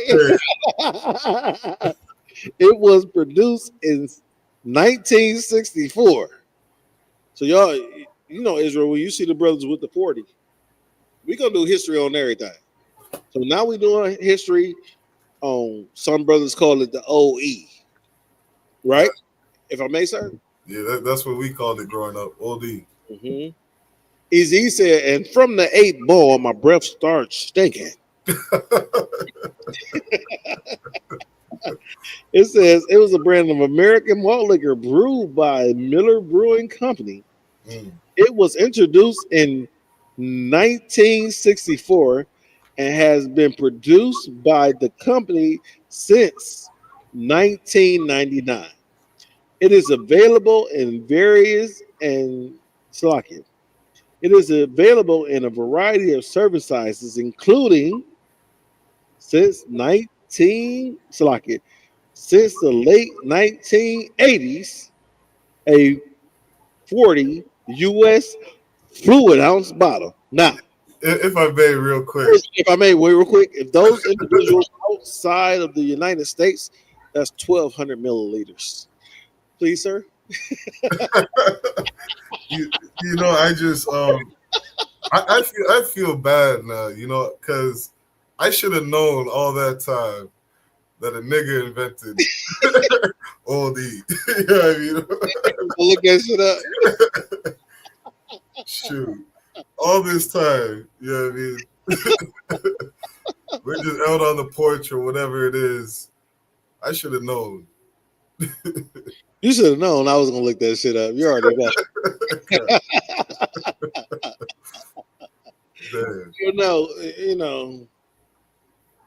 You know. Hold on. As a matter of fact, I'm gonna do something for you, sir. Let me hit this. This is, ladies and gentlemen, this is not OE. It says Old English 800, also known as 8 ball or OE. Sounds familiar? Yes, it does. It says was introduced in 1964. It had its origins in the late 1940s as rough old English stout, brewed by People Brewing Company in Duluth, Minnesota. Rebranded Old English 600 So it was used to be Old English 600. Now it's Old English 800. Right? It was later sold to the Bohemian Brewery of Spokane, Washington, and then to Blitz Renhard of Portland, Oregon, where it became Old English 800. By that time, Blitz Winhard sold it to Pabst Brewing Company in 1979. Old English malt liquor had become their top brand.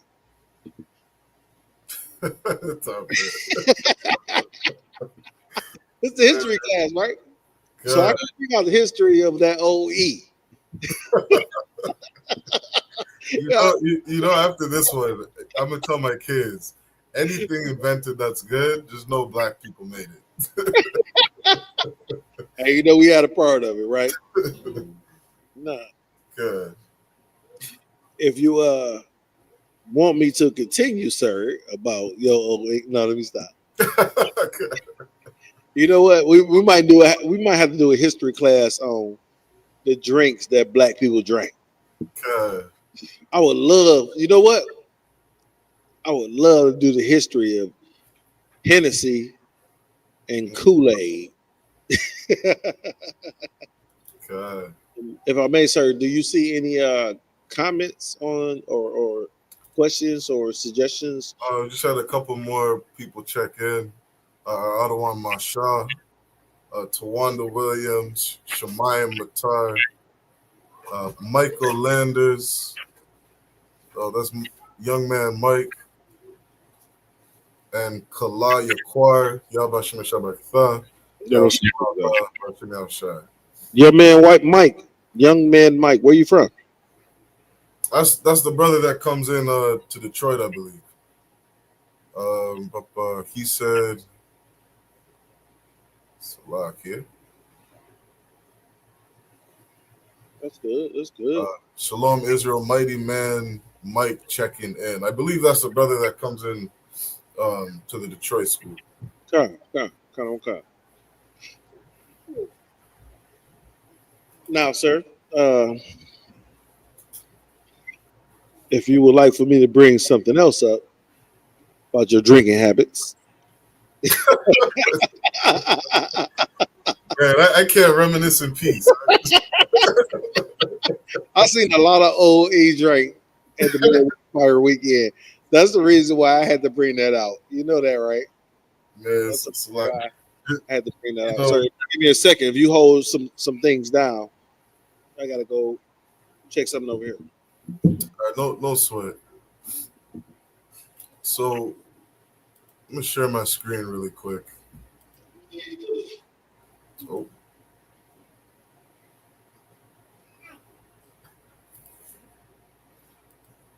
So this is an article that's it's titled 11 Prerequisites of a Functioning Society. And the reason I want to speak on this is because, again, as these last two classes we've been speaking on inventions. You know what I mean? Like Ahabawan sent me, a whole list of things invented. You know what I mean? If I read down some of them real quick, we got the improved ironing board, the clothes dryer, automatic gear shift, turn signals, home security systems, traffic light, gas mask, laser eye surgery tool. All these things invented by blacks, Hispanics, and indigenous. And people always say that these inventions are so important and helpful in furthering our community. You know what I mean? Like there was that race.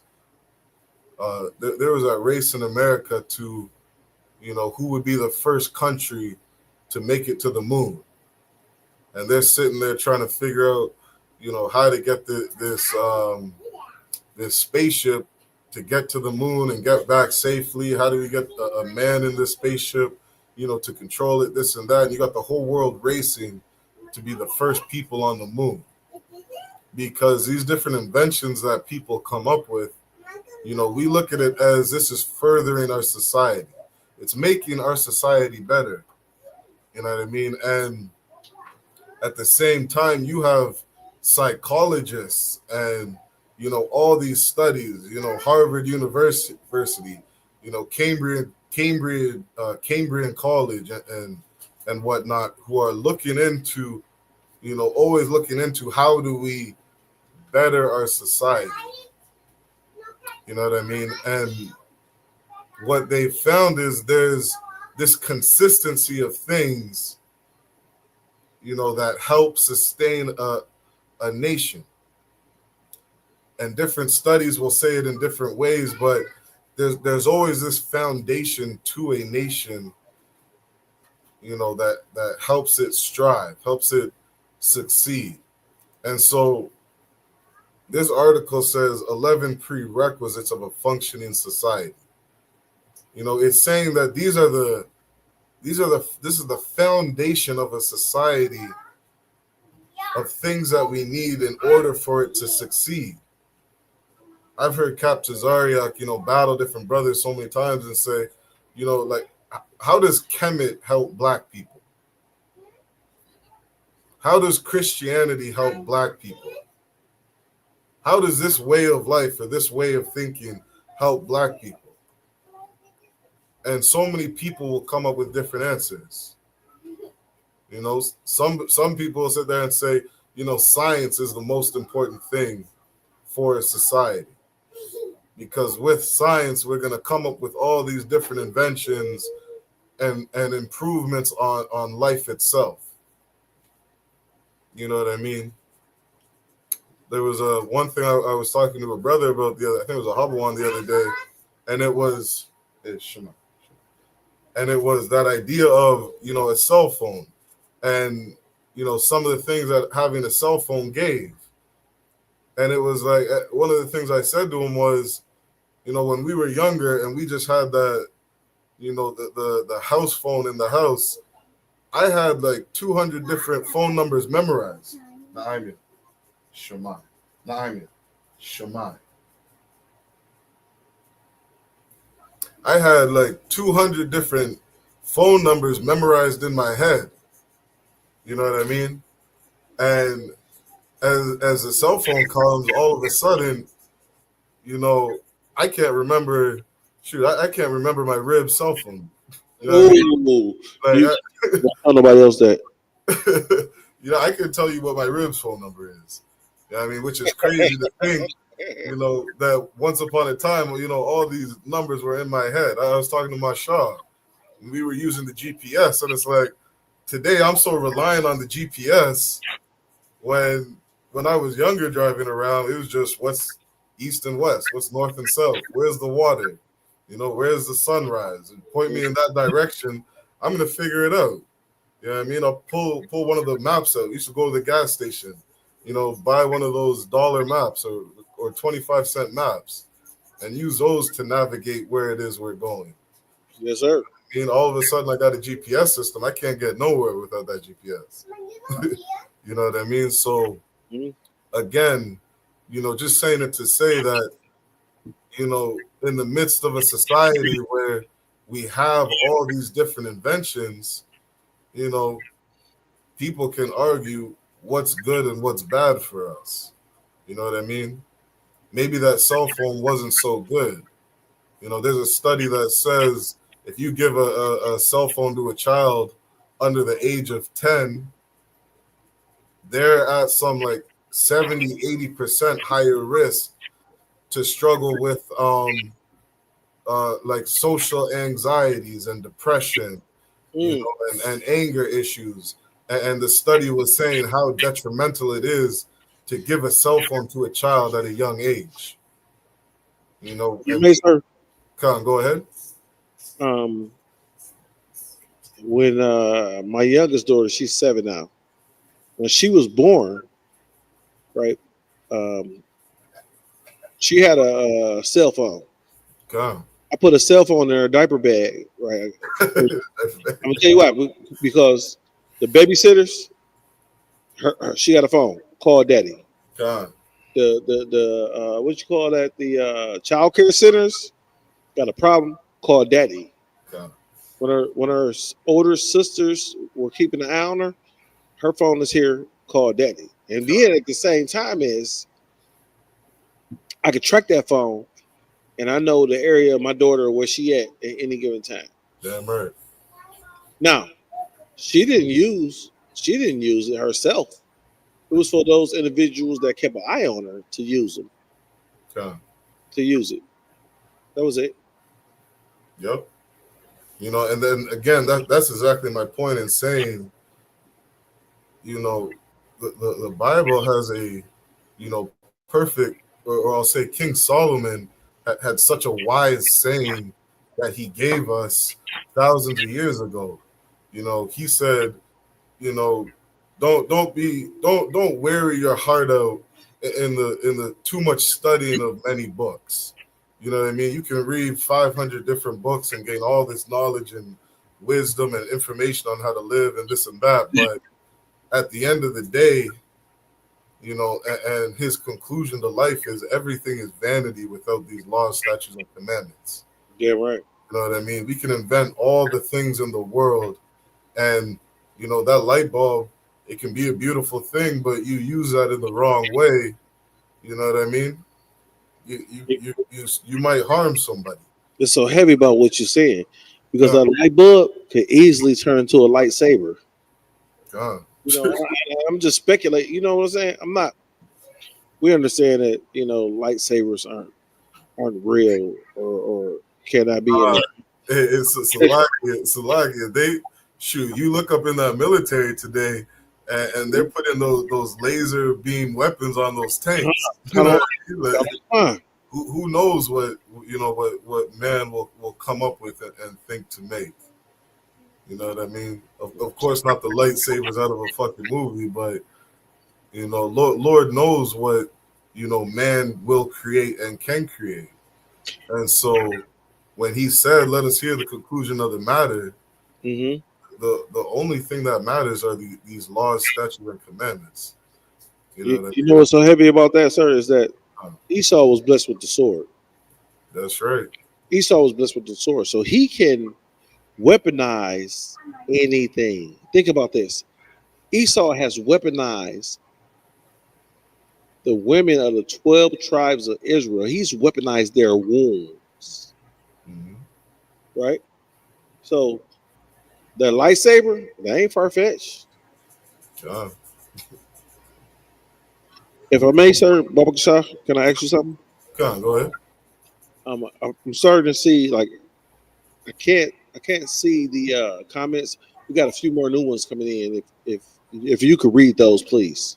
Khan, it was just one more sister came in and Smile said, checking in. Shalom, family.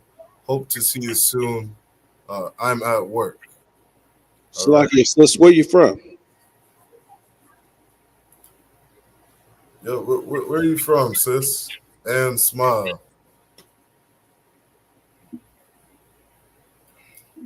That was it for the chat. If I may, sir. Come. We was at the Midwest Fire Weekend. The sister out of Colorado, when I was talking to her, we were playing spades and having some drinks and stuff like that. And she told me her name was Kat.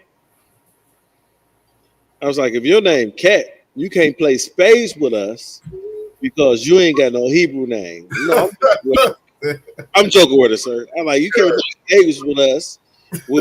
We've only playing spades with people that got Hebrew names, right? And as I said that, they called her up to the front to give her Hebrew name. Damn. She came back. I was like, sis, please sit down and play spades with us. She was like, you're not saying that because I got a Hebrew name. Of course. But the fire weekend was amazing.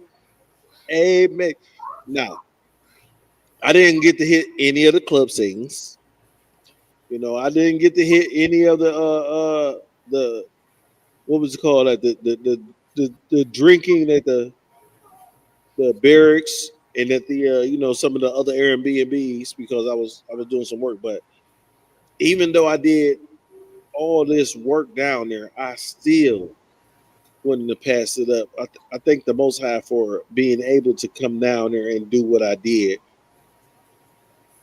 for the Midwest Fire Weekend. God. Yeah, if I may, you know, Please. just to end out, so brothers and sisters know, you know, next Monday, make sure you tune in because this topic that we have coming up is really a valuable, you know, piece of information and piece of history that has never been taught or told. You're only going to find it in the ISUPK. So make sure you tune in next Monday night history class. All right. 11 prerequisites of a functioning society.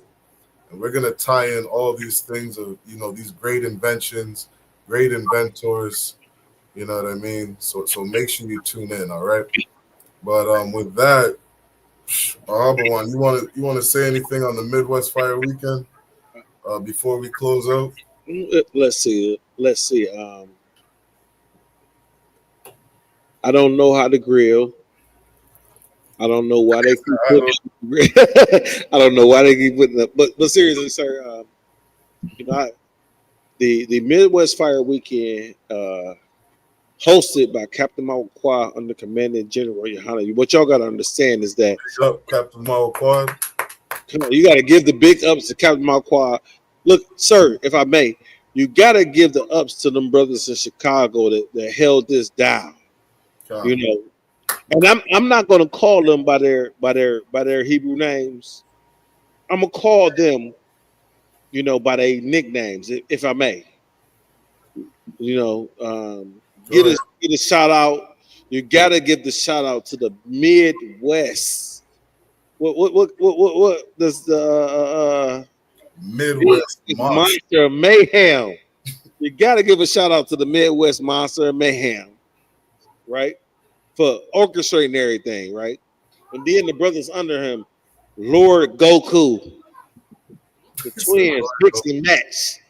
You know, the problem is y'all laughing, but y'all know who I'm talking about. You know what I'm saying? You know, you got to give a shout out to Godzilla. You know, y'all know who I'm talking about. You know, these brothers, they did their thing down there, sir, and I'm appreciative just to be in the UPK, being accepted to allow to do some of this work hand to hand, side by side with these brothers, these individuals. These are, like, y'all know, I've been a Christian pastor, and I didn't do sugar, honey, iced tea. Look at the acronym. I ain't do sugar, honey, iced tea compared to the things that these brothers is doing for our nation. Damn right. Sir, if you don't mind, you can close us out, and then I'm gonna shut everything down, Baba Kasha, unless you need me to do something. No sweat. Go ahead, priest. All right, again, Israel. Water for tuning in. Make sure you like, share, subscribe. All right, definitely share this class. Get the truth out. Like and share these classes. Comment. You know, comment in the classes. Get the algorithm up. Get this truth out. It's so valuable, you know, for our people. Really giving life and healing our nation. You know what I mean? A nation that is so desperately in need of being healing. All right, you're only going to get that healing in the ISUPK. All right, so again, Water for tuning in. Shout out to everybody in the chat. Yahba Shema Shabraka Thumb to all the brothers. Yahweh Shemal Thun, Bashimi Ashai to all the sisters. And with that, we say shalom. ISUPK presents the 8th Annual Midwest Fire Weekend 2025. A day of brotherhood, sisterhood, food, fun, and unity. We raising funds to cover the barbecue, the food, the drink, bounce houses, snow cones, games, and more, so the whole family can come out and enjoy.